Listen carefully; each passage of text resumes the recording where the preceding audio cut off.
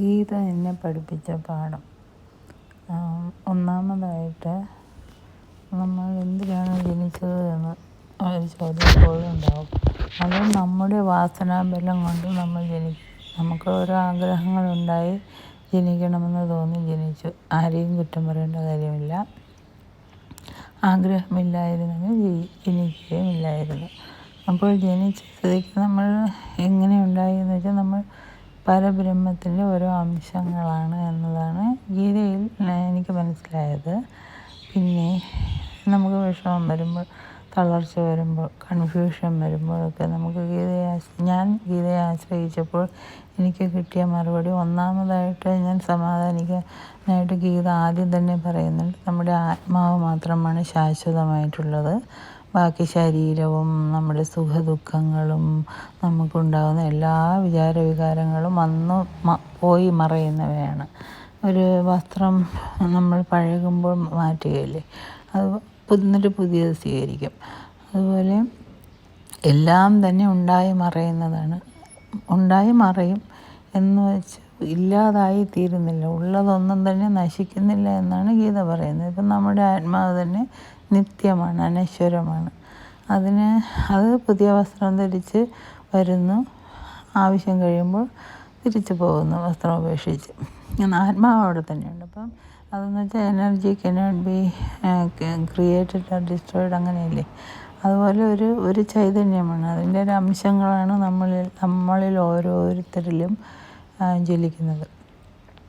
അപ്പോൾ ഇവിടെ ഭഗവാൻ ആദ്യം ആത്മാവിൻ്റെ അനശ്വരത, പിന്നെ ആവശ്യമില്ലാത്ത സുഖദുഃഖങ്ങളിൽ അതൊക്കെ സമചിത്തത പാലിക്കാം, അപ്പോൾ സമാധാനം കിട്ടും. അതുപോലെ നമ്മുടെ കർമ്മങ്ങൾ നിസ്സംഗമായി ചെയ്യുമ്പോൾ, കർമ്മഫലമില്ലാതെ ഫലേച്ഛ കൂടാതെ നമ്മൾ കർമ്മം ചെയ്യുമ്പോൾ നമുക്ക് സമാധാനം വരും. ഏത് കാര്യമായാലും, ഇപ്പം ഒരു ചെറിയ അടുക്കള ജോലിയാണെങ്കിൽ പോലും, അയ്യോ ഇത് ചെയ്തതുകൊണ്ട് നമുക്ക് എന്ത് ഫലം എന്ന് ചിന്തിക്കാൻ നോക്കിയാൽ നമുക്കൊന്നും നമ്മുടെ സന്തോഷം തീർന്നു. പക്ഷെ നമ്മൾ ശരിക്കും ആ ജോലിയിൽ അപ്പോൾ കിട്ടുന്ന സന്തോഷം ആസ്വദിക്കുക. കാര്യം അതിൻ്റെ ഫലം പാടെ വിസ്മരിച്ച് നമ്മൾ ഓരോ പ്രവൃത്തി ചെയ്യുമ്പോൾ കിട്ടുന്ന ആനന്ദമാണ് ശരിക്കുമുള്ള ആനന്ദം. കാര്യം നമ്മുടെ ഓരോ നിയോഗമാണ്, അതിനനുസരിച്ച് നമ്മൾ ജീവിക്കുന്നു. അല്ല, ദൈവേച്ഛ എന്ന് പറയുമ്പം പരബ്രഹ്മത്തിൻ്റെ ജീവിതത്തിൻ്റെ ഭാഗമല്ലേ നമ്മൾ. പരബ്രഹ്മം ആഗ്രഹിക്കുന്നത് പോലെയാണ് നമ്മൾ ഓരോരുത്തരും ഓരോന്ന് ചെയ്യുന്നത് പോലെ. അതുകൊണ്ട് നാമാണ് ഈ കർമ്മത്തിൻ്റെ അധികാരി, അല്ലെങ്കിൽ നാമാണ് ഇത് ചെയ്യുന്നത് എന്നുള്ള ഒരു തോന്നൽ, അഹംഭാവം ഒക്കെ ഉണ്ടാകുമ്പോഴാണ് എല്ലാ ദുഃഖങ്ങളും ഉണ്ടാകുന്നത്. അപ്പോഴെല്ലാം ആ പരമ്പൊരുളിന് വിട്ടുകൊടുത്ത് ജീവിക്കുമ്പോഴുണ്ടാകുന്ന ആനന്ദമാണ് യഥാർത്ഥ ആനന്ദമെന്ന് ഇവിടെ പറയുന്നു. പിന്നെ മനസ്സിനെ എങ്ങനെ അടക്കാം. പിന്നെ അർജുനൻ ചോദിക്കുന്നു, കർമ്മഫലം കൂടാതെ കർമ്മഫലം ചെയ്യുക. യോഗികളാണെങ്കിൽ കർമ്മം തന്നെ വിട്ട് മോക്ഷം അടയുകയും ചെയ്യുന്നു, ജ്ഞാനയോഗം എന്ന് പറയും.